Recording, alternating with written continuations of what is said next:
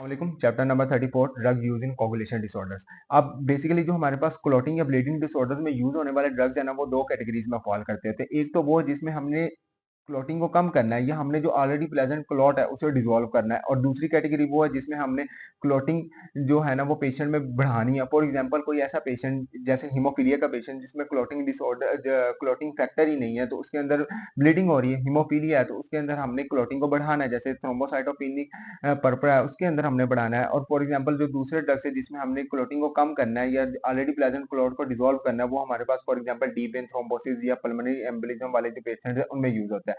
अब हमारे पास ये नीचे बता रहा है कि जो हमारे पास एंटी क्लॉटिंग ड्रग्स हैं, one of the most widely use drugs हैं कहाँ पे, यूनाइटेड स्टेट्स के अंदर। अब जो हमारे पास एंटी क्लॉटिंग ड्रग्स है ना, वो किन किन डिजीजेज में इस्तेमाल होते हैं। फॉर एग्जांपल मायोकार्डियल इंफाक्शन में इस्तेमाल हो रहे हैं, हमारे पास एक्यूट कोरोनरी सिंड्रोम में यूज हो रहे हैं, इस्केमिक स्ट्रोक में यूज हो रहे हैं। अब वो बताना चाहता है कि जो हमारे पास drug use in clotting disorder है ना, जो एंटी क्लॉटिंग ड्रग्स हैं, उसमें जो हमारे पास तीन कैटेगरीज आती हैं। फॉर एग्जांपल एंटी कोगुलेंट्स आते हैं, थ्रोम्बोलिटिक्स आते हैं और एंटी प्लेटलेट्स आते हैं। इसमें जो हमारे पास एंटी कोगुलेंट्स और थ्रोम्बोलिटिक्स ड्रग्स है ना, बेसिकली जो आपके पास डिसऑर्डर्स होते हैं ना, क्लॉटिंग डिसऑर्डर्स, या तो वो आर्टरीज में होंगे या तो हमारे पास वेन में होंगे। जो हमारे पास एंटी कोगुलेंट्स और थ्रोम्बोलिटिक्स वाली ड्रग की क्लासिफिकेशन है ना, वो आर्टियल और वेनस थ्रोम्बोसिस जो दोनों है ना उनको ट्रीट करते होते हैं। लेकिन एंटी प्लेटलेट्स है ना, वो सिर्फ आर्टियल डिसऑर्डर्स में ट्रीट होते हैं, जिनको आर्टियल डिजीजेज होती हैं।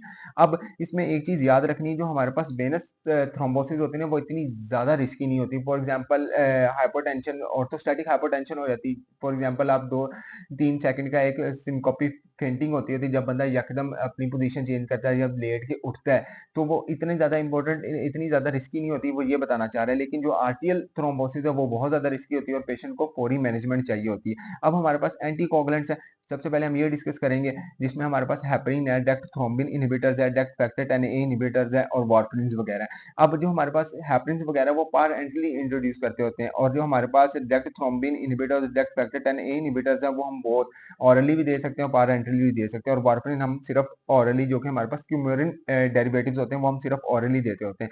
अब एंटीकोगुलेंट्स ना वो फिब्रिन क्लॉट की फॉर्मेशन को इनहिबिट करते हैं। अब फिब्रिन क्लॉट हमारे पास क्या बनता होता है, हमारे पास सबसे पहले ना आपने बस ये याद रखना है, जो 10A फैक्टर एक्टिवेट होता है ना, वो थ्रोम्बिन थ्रोम्बिन को एक्टिवेट करता होता है। थ्रोम्बिन हमारे पास जब एक्टिवेट होता है ना, थ्रोम्बिन हमारे पास फिब्रिनोजिन को,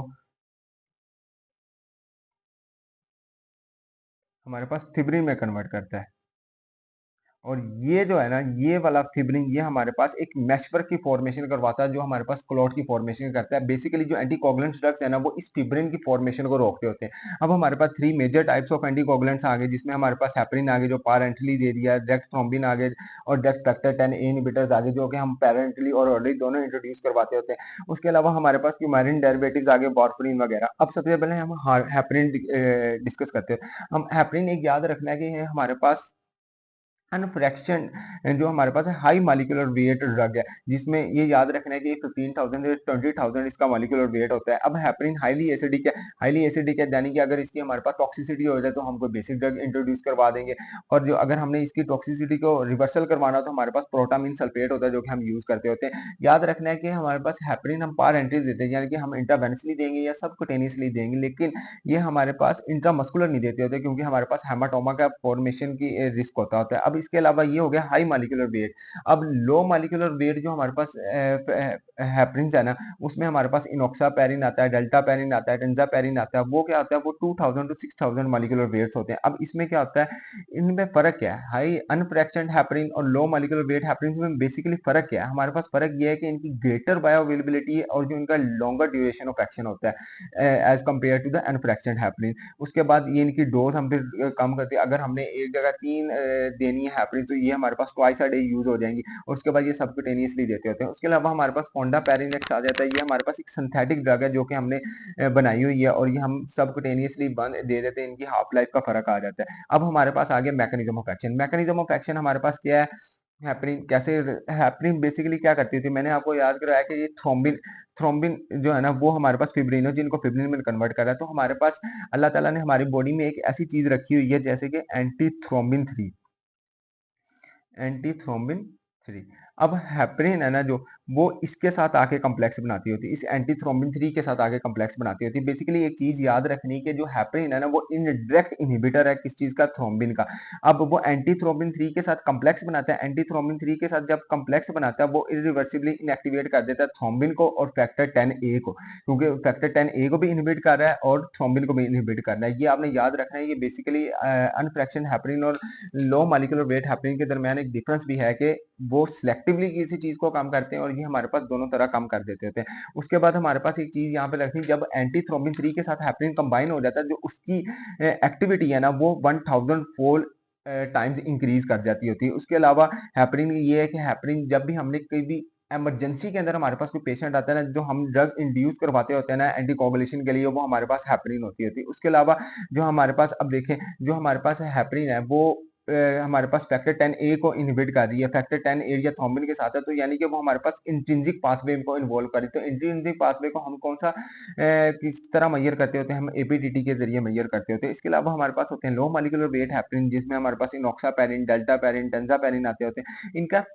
जो इनहिबिटरी इफेक्ट है ना वो फैक्टर 10A पे तो है, लेकिन ये थ्रोम्बिन या इसका थोड़ा सिलेक्टिव हमारे पास इफेक्ट आ जाता था। फॉर एग्जांपल वो यहाँ पे बता रहा है, जो हमारे पास फोंडापेरिन एक्शन है कॉम्प्लेक्स, वो provide a selective action because they fail to affect the thrombin, यानी कि ये एंटी क्लॉटिंग तो रोकते होते हैं, लेकिन हमारे पास ये क्या करते हैं, सिलेक्टिवली इनहिबिट करते होते हैं थ्रोम्बिन को।